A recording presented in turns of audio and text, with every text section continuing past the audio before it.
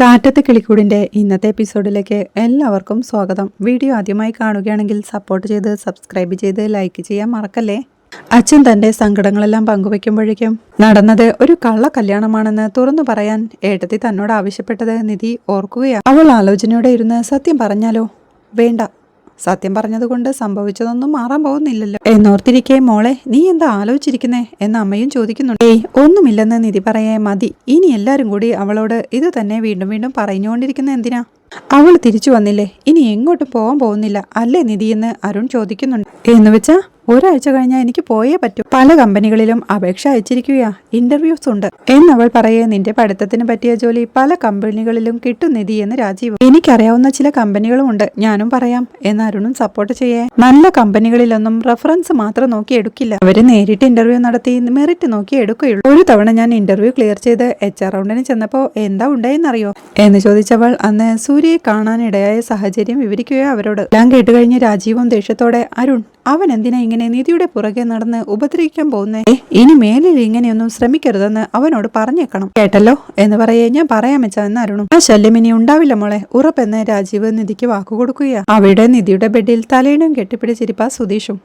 ഇതിപ്പോ കുറെ നേരമായല്ലോ, ഇനിയും കണ്ടില്ലല്ലോ എന്ന് പറഞ്ഞവൻ എഴുന്നേറ്റ് പോയി നോക്കാമെന്ന് പറഞ്ഞ് അങ്ങോട്ട് ചെല്ലുമ്പോഴേക്കും കാണുന്നത് സന്തോഷത്തോടെ അച്ഛനോടും അമ്മയോടും ചേട്ടനോടും സംസാരിച്ചു കൊണ്ടിരിക്കുന്ന നിധിയാണ്. അത് കാണെ അവനും ഒരു ചിരിയോടെ റൂമിലേക്ക് പോവുകയാ. അവിടെ സുധീഷിന്റെ വീട്ടിൽ ഡൈനിങ് ഹാളിൽ കിടന്നുറങ്ങുകയാ സുഭാഷ് ചേട്ടനും സുധീഷും നികേഷുമെല്ലാം. അപ്പോഴാണ് ഹരീഷിന്റെ മൊബൈലിൽ ഒരു വാട്സപ്പ് മെസ്സേജ് വരുന്നത്. ഇതെന്ന് പറഞ്ഞ് അവൻ മൊബൈൽ എടുത്ത് നോക്കി, മെസ്സേജ് ആണല്ലോ. നീതു എന്ന് സന്തോഷത്തോടെ പറഞ്ഞ് തന്നെ കെട്ടിപ്പിടിച്ച് കിടക്കുന്ന നികേഷിനെ അങ്ങോട്ട് മാറ്റിക്കിടത്തി മെസ്സേജിന് റിപ്ലൈ കൊടുക്കാൻ തുടങ്ങുകയാ. ഉറങ്ങിയോ എന്ന അവളുടെ മെസ്സേജിന് ഇല്ല എന്നവൻ റിപ്ലൈ കൊടുക്കുമ്പോഴേക്കും വിളിക്കട്ടെ എന്ന് നീതുവും. ഇപ്പോഴോ എന്നവൻ ചോദിക്കേ അതിനെന്താ എന്ന് നീതുവും. ലേറ്റ് ആയില്ലേ എന്ന് അവൻ ചോദിക്കേ ഞാനതിനെ ഇറങ്ങി വരാനല്ലല്ലോ പറഞ്ഞേ, ഫോണിലൊന്ന് വിളിക്കാനല്ലേ പറഞ്ഞേ, മിണ്ടണമെന്ന് തോന്നി അതാ ചോദിച്ചതെന്ന് നീതുവും.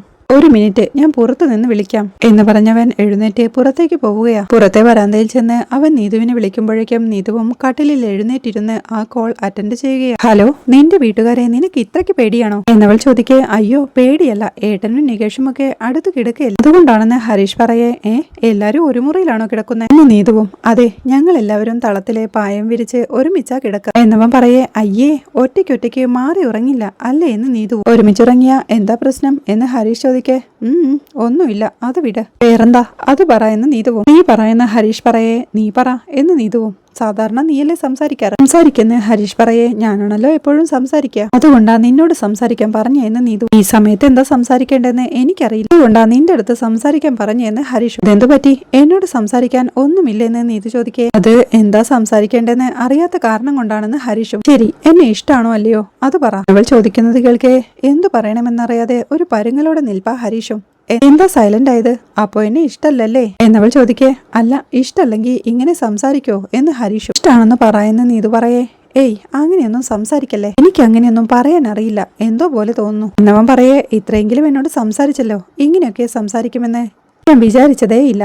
എനിക്ക് എന്ത് ഇഷ്ടമെന്നറിയോ, അതുകൊണ്ടാ ഞാൻ ദിവസവും വർക്ക്ഷോപ്പിൽ വരുന്നേ. എന്നിട്ട് കുറെ കാലം എന്നെ നോക്കുക പോലും ചെയ്തില്ല. ഒരിക്കലും ഇങ്ങനെ എന്നോട് മിണ്ടില്ലെന്നായിരുന്നു എന്റെ വിചാരം. പക്ഷേ ഇന്നത് മാറി, എനിക്ക് വിശ്വസിക്കാനേ പറ്റുന്നില്ല. ശരി, ഞാനല്ലേ സംസാരിച്ചുകൊണ്ടിരിക്കുന്നത്, ഇനി നീ പറ എന്നവൾ പറയുന്നത് കേൾക്കെ വീണ്ടും പരുങ്ങലോടെ അത് ഞാൻ എന്നൊക്കെ പറഞ്ഞ് നിൽപ്പാ ഹരീഷ്. പറഞ്ഞോ എന്ന് നീതു പറയേ. നാളെ വർക്ക്ഷോപ്പിക്ക് വരുമോ എന്ന് ഹരീഷ്. വരണോ എന്ന് നീതു ചോദിക്കേ.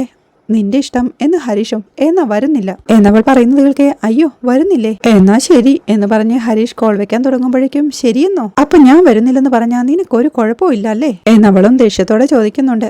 അങ്ങനല്ല, ഇപ്പൊ നീയല്ലേ പറഞ്ഞേ നീ വരുന്നില്ലെന്ന് എന്ന് ഹരീഷ് ചോദിക്കേ. ഞാൻ വരില്ലെന്ന് പറഞ്ഞാ നീ വരണമെന്ന് നിർബന്ധം പിടിക്കണം, അപ്പൊ ഞാൻ ഒഴിഞ്ഞു മാറും, അപ്പൊ നീ വീണ്ടും നിർബന്ധിക്കണം, ഇനി മുതൽ അങ്ങനെ വേണം, ഓക്കെ എന്ന് നീതു പറയേ. എന്നാ ശരി എന്ന് ഹരീഷും. വേറെന്താ എന്ന് നീതു ചോദിക്കേ.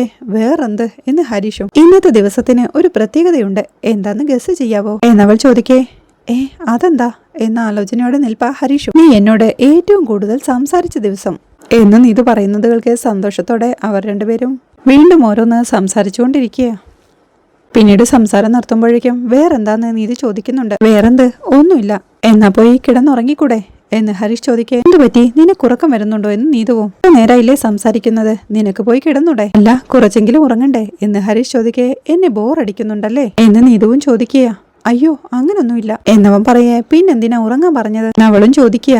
എങ്ങനെയായാലും ഉറങ്ങണ്ടേ എന്ന് ഹരീഷ് ചോദിക്കേ നിനക്ക് ഉറക്കം വരുന്നുണ്ടോ എന്നവളും. കുറച്ചൊക്കെ എന്നവൻ പറയേ അത് ശരി, ഞാൻ സംസാരിക്കുമ്പോ നിനക്ക് ഉറക്കം വരുന്നുണ്ടല്ലേ എന്ന് നീതു ദേഷ്യത്തോടെ ചോദിക്കേ നാളെ രാവിലെ എഴുന്നേറ്റ് വർക്ക്ഷോപ്പിൽ പോവേണ്ടതല്ലേ, അപ്പോ കുറച്ചെങ്കിലും ഉറങ്ങണ്ടേ എന്ന് ഹരീഷ് ചോദിക്കുന്നത് കേൾക്കേ ശരി നീ കിടന്നുറങ്ങ്, ഞാൻ ഫോൺ വെച്ചോളാം എന്ന് പറഞ്ഞവൾ പെട്ടെന്ന് ദേഷ്യത്തോടെ കോൾ കട്ട് ചെയ്യുകയാണ്. അയ്യോ അങ്ങനെയല്ല എന്നൊക്കെ ഹരീഷ് പറയുന്നുണ്ടെങ്കിലും നീതു കോൾ കട്ട് ചെയ്തിരുന്നു. അവിടെ ഉറക്കത്തിനിടയിൽ പായയിൽ തിരിഞ്ഞു കിടക്കുകയായിരുന്ന നികേഷും ഹരീഷിനെ പിടിക്കാൻ നോക്കുന്നേരം ഹരീഷിനെ കാണാഞ്ഞ് ഹരീഷിട്ടൻ എവിടെ പോയി എന്ന് സംശയത്തോടെ പറഞ്ഞ് എഴുന്നേറ്റിരുന്ന് ഇനി പുറത്തേക്ക് വല്ലതും പോയതാണോ ഈ സമയത്തോ എന്ന് പറഞ്ഞ് അവനും അവിടുന്ന് എഴുന്നേൽക്കുന്നുണ്ട്. അവിടെ നീതു അപ്പോഴേക്കും വീണ്ടും ഹരീഷിനെ വിളിക്കുന്നുണ്ട്. ഹരീഷ് കോൾ എടുക്കുമ്പോഴേക്കും ഞാൻ ദേഷ്യപ്പെട്ട് ഫോൺ വെച്ചാ നീ തിരിച്ചു വിളിക്കില്ലല്ലേ എന്നവൾ ചോദിക്കേ അയ്യോ ദേഷ്യപ്പെട്ടിട്ടാണോ ഫോൺ വെച്ചേ എന്ന് ഹരീഷ്. അപ്പൊ അത് മനസ്സിലായില്ലേ, നീ ഫോൺ വെച്ചോ എന്ന് പറഞ്ഞവൾ ദേഷ്യത്തോടെ വീണ്ടും കോൾ കട്ട് ചെയ്യുക.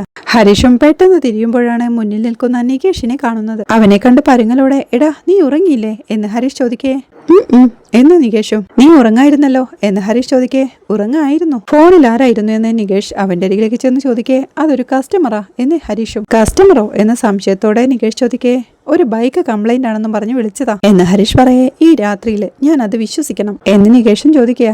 അത് രാത്രിയിലെ കംപ്ലൈന്റ് ആയിപ്പോയി, അത് വിട് വാ എന്ന് പറഞ്ഞ് ഹരീഷ് വീട്ടിലേക്ക് നടക്കുമ്പോഴേക്കും ആ വണ്ടിയുടെ പേര് നീതു 100cc എന്നാണോ എന്ന് നികേഷ് ചോദിക്കേ ഏയ് അങ്ങനൊന്നും ഇല്ലെന്ന് ഹരീഷ്. ഹോ നോം എന്താ ഈ കാണുന്നേ, ഹരീഷേട്ടൻ ഒരു പെൺകുട്ടിയോട് സംസാരിക്കുന്നോ, അതും ഈ രാത്രിയിലെ ഫോണിലൂടെ, ഇതിപ്പോ എല്ലാരെയും ഒന്ന് അറിയിക്കണ്ടേ എന്ന് ചോദിച്ചവൻ സുഭാഷ് ഏട്ടാന്ന് നീട്ടി വിളിക്കുമ്പോഴേക്കും ഹരീഷ് അവന്റെ വാപൊത്തി പിടിച്ച് പ്ലീസ് നാറ്റിക്കല്ലടാ പ്ലീസ് എന്ന് പറയുക. ചെലവുള്ള കാര്യ അതാ പ്രശ്നമെന്ന് നികേഷ് പറയേ എന്ത് വേണേലും ചെയ്യാമെന്ന് ഹരീഷ്. അല്ല ഈ ചെലവെന്നൊക്കെ പറയുമ്പോഴേ കുറച്ച് കൂടിയതൊക്കെ തന്നെ ആയിക്കോട്ടെ എന്ന് നികേഷ് പറയേ എന്ത് വേണമെങ്കിലും വാങ്ങിച്ചു തരാമെന്ന് ഹരീഷ്. നാളെ തന്നെ ആയിക്കോട്ടെ എന്ന് ഹരീഷ് പറയേ. അവർ രണ്ടുപേരും വീട്ടിലേക്ക് കയറി പോവുകയാ. അവിടെ നിധിയെ വെയിറ്റ് ചെയ്തുകൊണ്ട് നിധിയുടെ റൂമിൽ അങ്ങോട്ടും ഇങ്ങോട്ടും നടക്കുകയാണ് സുധീഷ്.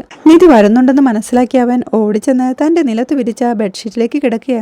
അവൻ ഉറങ്ങിയതുപോലെ പുതപ്പെല്ലാം പുതച്ച് കിടക്കുമ്പോഴേക്കും നിധിയും വന്ന് തന്റെ ബെഡിലേക്ക് കിടന്ന് ഉറങ്ങിയോ എന്ന് ചോദിക്കുന്നുണ്ട്. സുധീഷും ഉറക്കത്തിൽ നിന്ന് ഉണർന്ന പോലെ ഓ വന്നോ എന്ന് ചോദിക്കേ ഇയാൾ ഉറങ്ങിയില്ലേ എന്ന് നിധിയും. ഇയാൾ വരുമെന്ന് കരുതി കുറച്ചു സമയം വെയിറ്റ് ചെയ്തു, പിന്നെ കണ്ണടഞ്ഞു പോയി എന്ന് സുധീഷും. എന്നാ പിന്നെ ഉറങ്ങിക്കോ എന്ന് നിധി പറയേ അയ്യോ അത് സാരമില്ല ഇപ്പൊ എന്റെ ഉറക്കം പോയി പറഞ്ഞോളൂ എന്ന് സുധീഷും. ഇന്ന് പതിവില്ലാതെ അച്ഛൻ എന്നോട് കുറെ ഇമോഷണലായി സംസാരിച്ചു എന്നവൾ സന്തോഷത്തോടെ പറയേ കയ്യിൽ എടുക്കാനുള്ള വഴി അവർക്ക് നോക്കിയല്ലേ പറ്റൂ എന്ന് സുധീഷും പിറുപിറുക്കുന്നുണ്ട്. എന്താ എന്ന് നിധി ചോദിക്കേ അല്ല അവരോടുള്ള പിണക്കം മാറട്ടെ എന്ന് കരുതി സംസാരിച്ചതാവുമെന്നേ എന്നവൻ പറയേ എനിക്കങ്ങനെ പിണക്കമൊന്നും ഉണ്ടായിരുന്നില്ല, ഞാൻ കരുതി ഇവർക്കെല്ലാവർക്കും എന്നോട് വലിയ പിണക്കമായിരിക്കുമെന്നാ. എന്നാ അച്ഛൻ ഇത്ര വേഗം ഇങ്ങനെ മാറുമെന്ന് ഞാൻ വിചാരിച്ചില്ല. അച്ഛൻ എന്നെ ഇങ്ങനെ മനസ്സിലാക്കി സപ്പോർട്ട് ചെയ്തിരുന്നെങ്കിലെന്ന് ഞാൻ എത്ര ആഗ്രഹിച്ചിട്ടുണ്ടെന്ന് അറിയാമോ. ഇന്ന് അത് നടന്നത്. സുധീഷ് അന്ന് അച്ഛനോട് കാറിൽ വെച്ച് അങ്ങനെയൊക്കെ സംസാരിച്ചോണ്ടാ അച്ഛൻ ഈ മാറ്റം ഉണ്ടായതെന്ന് നിധി പറയേ അതെ അത് ശരിയാ എന്ന് സുധീഷ്. ഇങ്ങനെ ഒറ്റ ദിവസം കൊണ്ട് അച്ഛന്റെ മനസ്സു മാറ്റാൻ സുധീഷിന് എങ്ങനെ കഴിഞ്ഞുന്നാ എന്റെ അത്ഭുതം എന്നവൾ പറയേ ഞാനും ആലോചിച്ചത് അതാന്നേ, ഇങ്ങനൊരു ഒറ്റ ദിവസം കൊണ്ട് ഒരാളെ ഈ അവസ്ഥയിൽ എത്തിച്ചല്ലോ എന്ന് സുധീഷ് പറയേ ഏതവസ്ഥയിൽ എന്ന് നിധിയും. ഈ അവസ്ഥ എന്ന് പറയുമ്പോ സ്നേഹവും ഒരവസ്ഥയാണല്ലോ എന്ന് പറഞ്ഞവൻ രക്ഷപ്പെടുമ്പോഴേക്കും താങ്ക്സ് എന്ന് നിധിയും. അയ്യോ നമുക്കിടയിൽ എന്തിനാ താങ്ക്സ് ഒക്കെ എന്നവൻ ചോദിക്കേ അതെന്താ എന്ന് നിധിയും. അല്ല ഈ മൂന്നാമതൊരാളോടല്ലേ താങ്ക്സ് ഒക്കെ പറയേണ്ടതുള്ളൂ, നമ്മൾ ഒന്നല്ലേ എന്നവൻ സ്നേഹത്തോടെ പറയേ ഒന്നോ എന്ന് നിധിയും. അല്ല ഒരേപോലെ ചിന്തിക്കുന്ന ഫ്രണ്ട്സ് നമുക്കിടയിൽ എന്തിനാടോ ഈ താങ്ക്സും സോറിയും ഒക്കെ എന്നവൻ ചോദിക്കേ അതിന് ഞാൻ സോറി പറഞ്ഞില്ലല്ലോ എന്ന് നിധിയും. എന്ന് ഞാൻ പറയാം സോറി എന്ന് സുധീഷ് പറയേ ഫ്രണ്ട്സിന്റെ ഇടയിൽ സോറിയൊക്കെ വേണ്ടെന്നല്ലേ പറഞ്ഞത്, അപ്പൊ നമ്മൾ ഫ്രണ്ട്സ് അല്ലേ എന്ന് നിധിയും. അയ്യോ അല്ല എന്ന് സുധീഷ് പറയേ അല്ലേ എന്ന് നിധി. അയ്യോ ആണ് ബെസ്റ്റ് ഫ്രണ്ട്സ് ആണ് ബെസ്റ്റ് ഫ്രണ്ട്സ് എന്ന് സുധീഷ് പറയേ. നിധിയും ഒരു ചിരിയോടെ ഞാൻ ചുമ്മാ പറഞ്ഞതാ, കിടന്നോ ഉറക്കം കളയണ്ട ഗുഡ് നൈറ്റ് എന്ന് പറഞ്ഞവൾ തിരിഞ്ഞു കിടന്ന് ഉറങ്ങാൻ കിടക്കുമ്പോഴേക്കും ഗുഡ് നൈറ്റ് പറഞ്ഞ് സുധീഷും ഒരു ചിരിയോടെ കിടക്കുകയാണ്. സുധീഷ് വീണ്ടും എഴുന്നേറ്റ് അവളെ ഒന്ന് നോക്കിക്കൊണ്ട് കിടന്ന് കിടന്നേ ട്രാക്ക് ഇപ്പോ കറക്റ്റ് ആണ് മോനെ, ഇങ്ങനെ സൂക്ഷിച്ചു പോയിക്കോ, അവസാനം ഇതൊക്കെ സക്സസ് ആവും മോനെ എന്ന് പറഞ്ഞവൻ ചിരിയോടെ സന്തോഷത്തോടെ തലവഴി പുതപ്പ് മൂടിക്കിടന്ന് വീണ്ടും പുതപ്പ് മാറ്റി എഴുന്നേറ്റ് കട്ടിലിൽ കിടക്കുന്ന നിധിയൊന്ന് നോക്കിക്കൊണ്ട് വീണ്ടും സന്തോഷത്തോടെ കിടക്കുകയാ. രാവിലെ ലിവിംഗ് റൂമിൽ സോഫയിലിരിക്കുകയായിരുന്ന രാജീവിന്റെയും ഹേമയുടെയും അടുത്തേക്ക് വന്ന് സാന്ദ്ര ചോദിക്കുന്നുണ്ട് അരുണേട്ടൻ എവിടെ പോയതാ അച്ഛാ എന്ന്. അത് ഷോപ്പിൽ ലോഡ് വന്നിട്ടുണ്ട്, അത് ചെക്ക് ചെയ്യാൻ പോയത് എന്ന് രാജീവ് പറയേ. ഇത്ര നേരത്തെയോ എന്ന് സാന്ദ്ര. ഇന്നലെ വരേണ്ട വണ്ടിയാ മോളെ, ഇന്ന് രാവിലെയാ എത്തിയത് എന്ന് രാജീവ് പറയുമ്പോഴേക്കും അച്ഛനുള്ള ചായയുമായി നിധി അങ്ങോട്ടെത്തുകയാണ്. അദ്ദേഹം സന്തോഷത്തോടെ താ മോളെ എന്ന് പറഞ്ഞ് അത് വാങ്ങുമ്പോഴേക്കും ചായ നിങ്ങൾ കുടിച്ചതാണല്ലോ എന്ന് ഹേമയും ചോദിക്കുന്നുണ്ട്. വേണോന്ന് ചോദിച്ചതാ അമ്മേ എന്ന് നിധി പറയുമ്പോഴേക്കും ജീവും ആ ചായ കുടിച്ച് നോക്കിക്കൊണ്ട് ആഹാ നല്ല അസല് ചായ ആട്ടോ, ഇഞ്ചിയൊക്കെ ഇട്ടിട്ടുണ്ടല്ലോ എന്ന് അച്ഛൻ ചോദിക്കേ. ഇവിടെ സുഭാഷേട്ടൻ പഠിപ്പിച്ചതാ ഞാൻ കുറെ തവണ ചായ ഇട്ട് നോക്കി, അവസാനം ശരിക്കും ഉണ്ടാക്കാൻ പഠിച്ചു എന്ന സന്തോഷത്തോടെ അവളും. ചായ മാത്രമാണോ അതോ പാചകവും നീ തന്നെ അങ്ങ് പഠിച്ചു ചെയ്യുവാണോ എന്നമ്മ ദേഷ്യത്തോടെ ചോദിക്കേ. എന്നെ അടുക്കളയിലേക്ക് കടക്കാൻ പോലും സുഭാഷേട്ടൻ സമ്മതിക്കില്ലമ്മേ. എല്ലാം ആള് തന്നെ ഉണ്ടാക്കും, എന്തുണ്ടാക്കിയാലോ നല്ല ടേസ്റ്റി ആയിരിക്കും എന്ന് നിധി പറഞ്ഞു നിർത്തുമ്പോഴാണ് അങ്ങോട്ട് ഞൊണ്ടിക്കൊണ്ട് നടന്നു വരുന്ന അരുണിനെ കണ്ട് ഇതെന്തു പറ്റിയെന്ന് പറഞ്ഞ് സാന്ദ്ര അങ്ങോട്ട് ഓടിച്ചെല്ലുന്നത്. ശിവൻ പരിഭ്രമത്തോടെ എഴുന്നേറ്റുകൊണ്ട് എന്താടാ പറ്റിയത് എന്ന് ചോദിക്കേ. ഒരു പാർസല് കാലിൽ വീണ ചായെന്ന് അരുണും.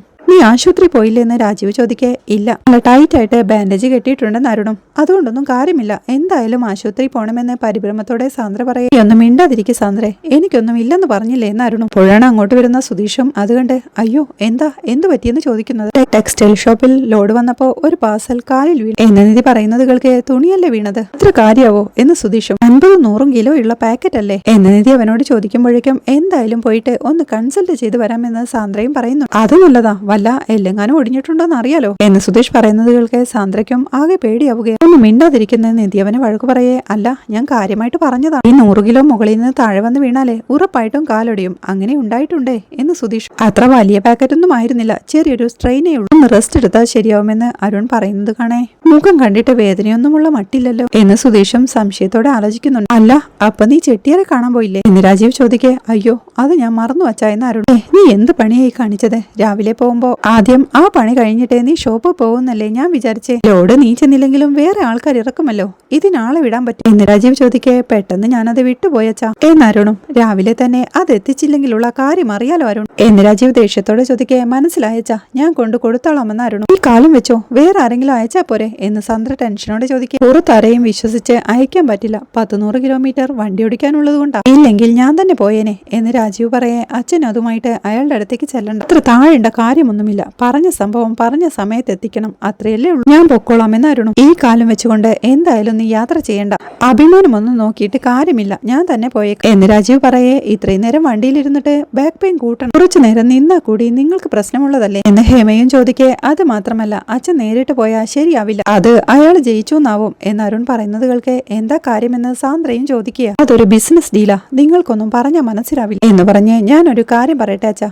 നമുക്ക് സുധീഷിനെ അയച്ചാലോ എന്ന് അരുൺ പറയുന്നത് കേൾക്കെ. ഒരു ഞെട്ടലോടെ ഇതെനിക്കുള്ള എന്തോ ഒരു പണിയാണല്ലോ എന്നവനും മനസ്സിൽ ചിന്തിക്കുന്നുണ്ട്. സുധീഷിനെയോ എന്ന് സംശയത്തോടെ രാജീവ് ചോദിക്കുക. അതെ അച്ഛാ, സുധീഷ് നമ്മുടെ വീട്ടിലെ ആളല്ലേ, അത്രയും വിശ്വസിച്ച് വേറെ ആരയക്കാനാ എന്ന് അരുൺ പറയുന്നത് കേൾക്കെ.